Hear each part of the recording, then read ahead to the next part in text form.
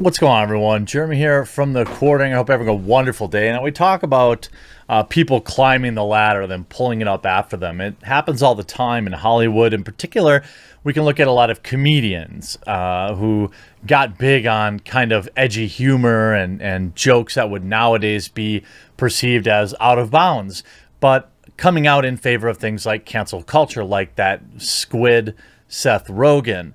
We could talk about a lot of people online doing the exact same thing. People in Hollywood, actors and actresses who, come out years later and pretend like, oh, heavens to Betsy, this particular type of role I used to play is simply not okay anymore, after they've cashed all the checks, of course. And now it would appear that we can put Scarlett Johansson in that category, an actress that I've defended multiple times through many controversies in Hollywood, whether it's people getting mad about the particular roles she's playing or not bowing to kind of generally accepted beliefs. But now a new interview comes out, and Scarlett Johansson is criticizing the way Black Widow has been treated throughout the franchise as being too spicy, we'll say. Now, look, 36 isn't old at all, but, for someone who made their way in Hollywood being a beautiful person, who has average to above average acting skills, to suddenly care about men's gazes on their role seems a little curious. That time is undefeated, the wall is undefeated. I still think, obviously, Scarlett Johansson is a very beautiful woman, but it seems out of touch to complain about this stuff now. Speaking of which, it's 2021. If you're not using a VPN, please do consider. I use private internet access. It's extraordinarily affordable. They have an amazing deal for my subscribers only, which is in the pinned comment down below or in the description.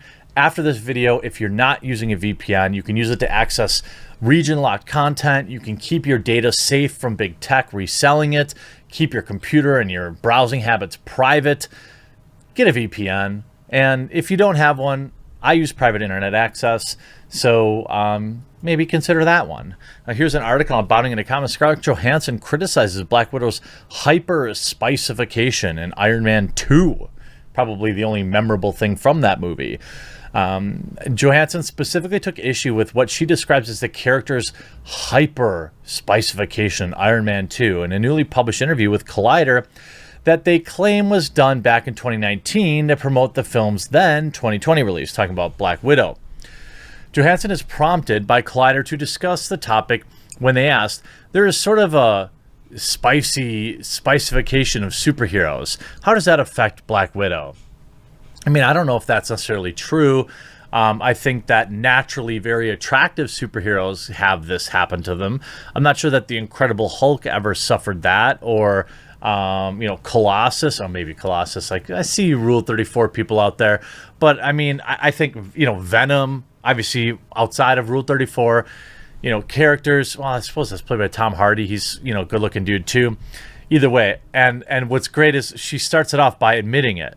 I'll be 35 and I'm a mom and my life is different. Obviously 10 years have passed and things have happened, and I have a much different, more evolved understanding of myself, she continued. She went on, quote, as a woman. I love when people say that, because then whatever precedes that or what comes after that is like, I'm speaking for all women. I'm in a different place in my life, and I felt more for myself, forgiving of myself as a woman, and not sometimes, probably not enough. I'm more accepting of myself, I think. Johansson went on to discuss the hyper-sexualization of Black Widow in Iron Man 2. All of that is related to the move away from that kind of hyper-spicified of this character. And I mean, you look back at Iron Man 2, and while it was really fun and had a lot of great moments, the character is so spicified, She continued, really talk like she's a piece of something, like a possession or a thing or whatever, like a piece of really. And Tony even refers to her as something like that at one point. What does he say? I think he says, I want one, or something like that. After being prompted by Collider's Ashley Robinson, she continued, I want some. Yeah, and at one point he calls her a piece of meat, and maybe at that time it actually felt like a compliment, but you know what I mean? Because my thinking was different. Johansson elaborated. Maybe I even would have, my own self-worth was probably measured against the type of comment. Or like a lot of young women, you come into your own and you understand your own net worth. It's changing now. Again, a woman that, has never really been known for her amazing acting skills, has always been kind of a...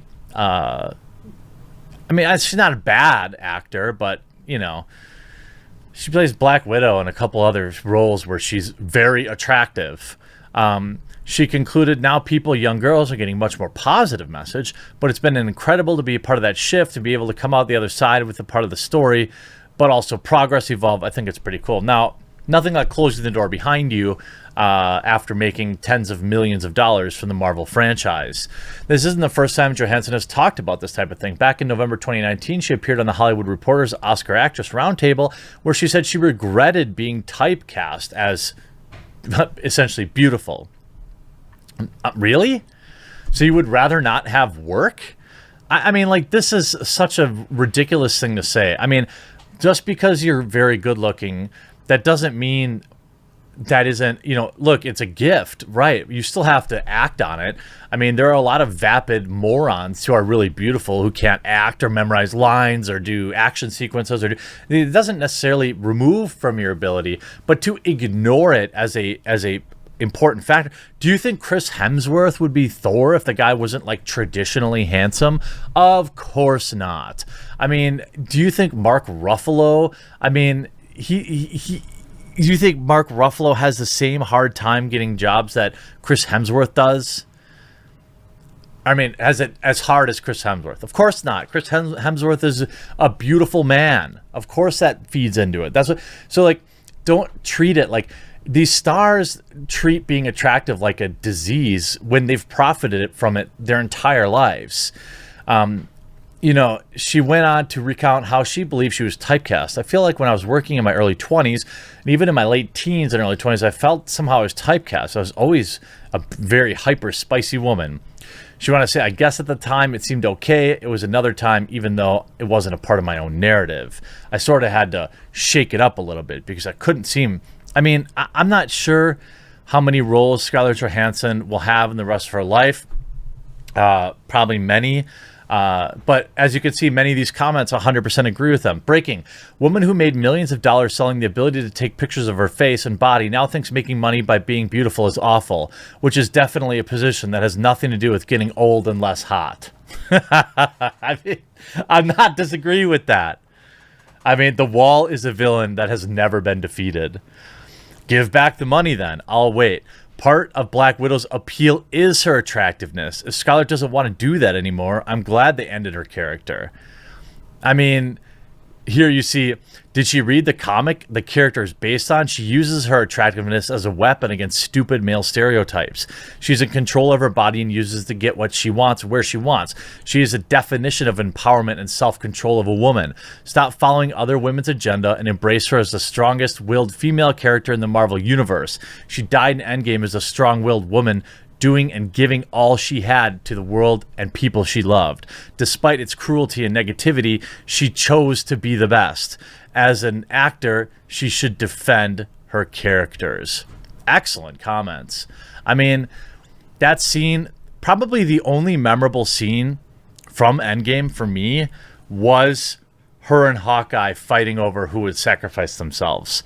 That, for once in Marvel's entire history, felt like a real moment. Why? Because it had real consequence. That's part of the reason I outgrew Marvel, is that there was never any real consequences. Even in Infinity War, it was like, oh, okay, 50% of everything is gone now. That felt real. And then they're like, we're just going to go back in time and fix it. Like, no.